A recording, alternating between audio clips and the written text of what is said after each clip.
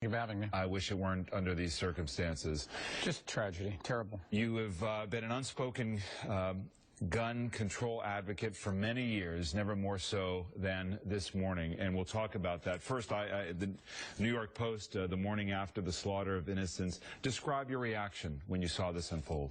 It's so unbelievable, and it only happens in America, and it happens again and again. There was another shooting yesterday, 3 people killed, I think, in a hospital.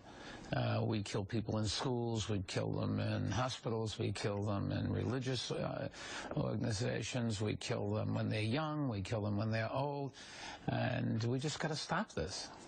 There is, in this country, incredible sadness, empathy, anger, and a sense of resolve. And the president, speaking after this horrible tragedy, really gave voice to that Friday afternoon. Listen. And we're going to have to come together and take meaningful action to prevent more tragedies like this, regardless of the politics.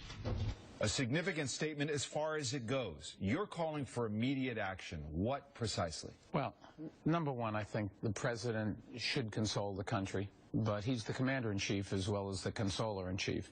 And he calls for action, but he called for action 2 years ago. And every time there's a disaster like this, a tragedy like this, everybody says, well, now is not the time.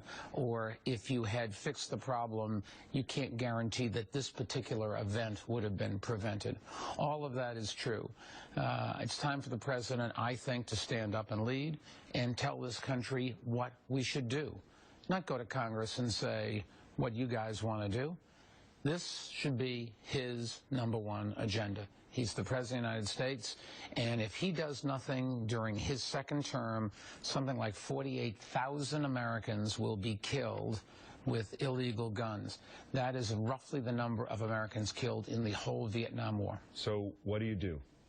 Well, there's a number of things that the president can do and a number of things that Congress can do. And there are a number of things that you and I can do as voters. What the president can do is, #1, through executive action, he can order his agencies to enforce the laws more aggressively. I think there's something like 77,000 people who've been accused of lying when they applied for a gun permit. We've only prosecuted 77 of them. The president can introduce legislation, even if it doesn't get passed. The president campaigned back in 2008 on a bill that would prohibit assault weapons.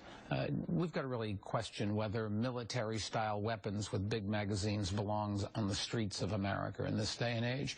Nobody questions the Second Amendment's right to bear arms, but I don't think the Founding Fathers had the idea that every man, woman, and child could carry an assault weapon. And I think the president, through his leadership, could get a bill like that through Congress. But at least he's got to try. And that's his job. But isn't it significant that he may only be able to try, that we've seen declining support since 1990 for stricter gun control measures? We've seen the assault weapons ban come and go. Tremendous political cost to Democrats when they first got it passed.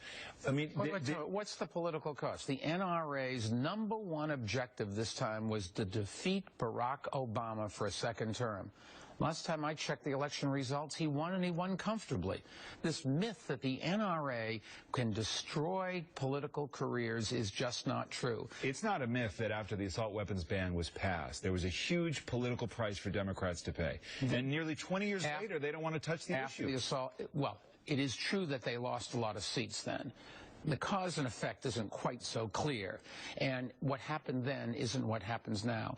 If 27 people killed, 20 children, isn't enough to change the mentality, the psyche, the desires of the American public, then But let's talk about this, Mr. Mayor, because here's the reality. Let's look at the weapons that were recovered from the scene of this disaster. You have this Bushmaster assault rifle. This would have been banned under the assault weapons ban. The pistols, the semi-automatic pistols, the 9mm were recovered. The medical examiner says they were not used. This information could change. But we also are now learning that these were weapons that were found and legally purchased by his mother at her home. She lives in a rural area. Look, when you had them for self-defense. This is what a lot of Americans agree I with. can't tell you that if you stopped people who have psychiatric problems, who have criminal records, who have substance abuse problems, who are minors, if you stopped every one of them from buying a gun, I can't promise you that this particular event wouldn't have taken place. But this particular event is just one of a series that happens again and again and again. And a big chunk of those would have been placed. It's like your argument is there's no reason to have speed limits because it wouldn't have stopped that one person when the cops weren't around that they stepped on the pedal. That's not true. The aggregate of all of this would be if Congress were to act, if Congress wasn't so afraid of the NRA, and I think I can show you that they have no reason to be, but if they were to stand up and do what was right for the American public, we'd all be a lot better off. And Congress has the ability to do this.